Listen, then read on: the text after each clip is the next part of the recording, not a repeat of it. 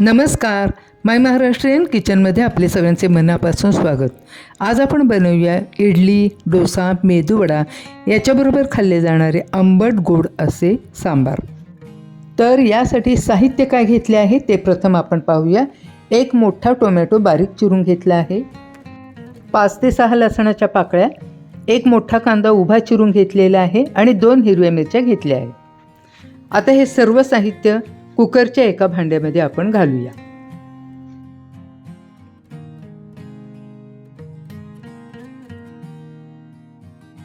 यानंतर याच्यामध्ये घालायची आहे 1 टेबलस्पून सांबार पावडर. ही सांबार पावडर मी घरीच केलेली आहे. यानंतर घालायची आहे चवीनुसार मीठ, पाव चमचा हळद, याच्यामध्ये घालू थोडेसे पाणी आणि हे आता चांगले मिक्स करून घेऊया. सांबार पावडर घरीच बनवलेली आहे. डिस्क्रिप्शन बॉक्समध्ये याची लिंक मी देत आहे, ती आपण पाहू शकता. मेजरमेंट कपमधील अर्धा कप तुरडाळ येथे घेतली आहे. कुकरच्या भांड्यात घातली आणि ती स्वच्छ 2 ते 3 वेळा धुवून घ्यायची आहे. धुवून घेतल्यानंतर त्याच्यामध्ये पाणी घालायचे आहे आणि आता कुकरमध्ये सर्वप्रथम डाळ घालायची आहे खाली आणि त्याच्यावरती कांदा, टोमॅटो, लसूण, हिरव्या मिरचीचे हे भांडे ठेवायचे. झाकण ठेवून कुकर बंद करायचा आणि कुकरच्या आता आपल्याला 3 ते 4 शिट्ट्या घ्यायच्या आहेत. कुकरच्या शिट्ट्या होत आहेत तोपर्यंत आपण चिंच आणि गूळ भिजत ठेवूया. 1 छोटासा गोळा चिंच आणि 1 टेबलस्पून गूळ यासाठी घेतला आहे. कुकरच्या शिट्ट्या होऊन वाफही गेली आहे. कुकर उघडून पाहूया. कांदा टोमॅटोचे भांडे बाहेर काढून घेऊया.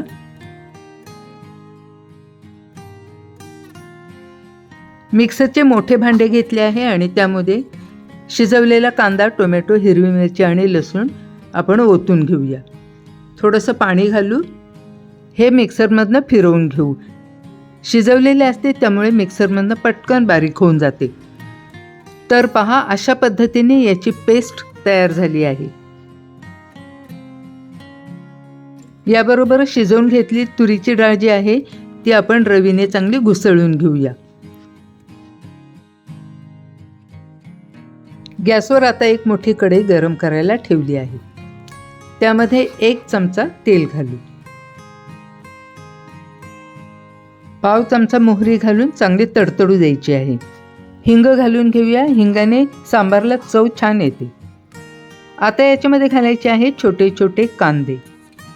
हे कांदे चांगले परतून घ्यायचे आहेत, चांगले शिजू द्यायचे आहेत.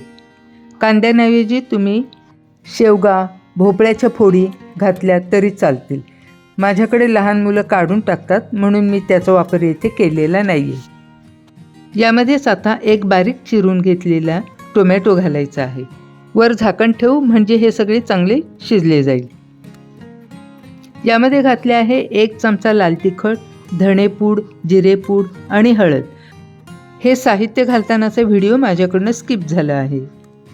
तर आता याच्यामध्ये घालूया शिजून घेतलेली तुरीची डाळ. हे सर्व आता चांगले मिक्स करून घेऊ.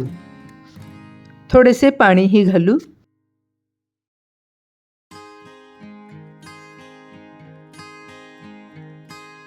आता घालूया वाटून घेतलेले कांदा, टोमॅटो, लसूण आणि हिरवी मिरची याची पेस्ट. किती घट्ट ठेवायचे आहे त्यानुसार याच्यामध्ये पाणी घालायचे आहे.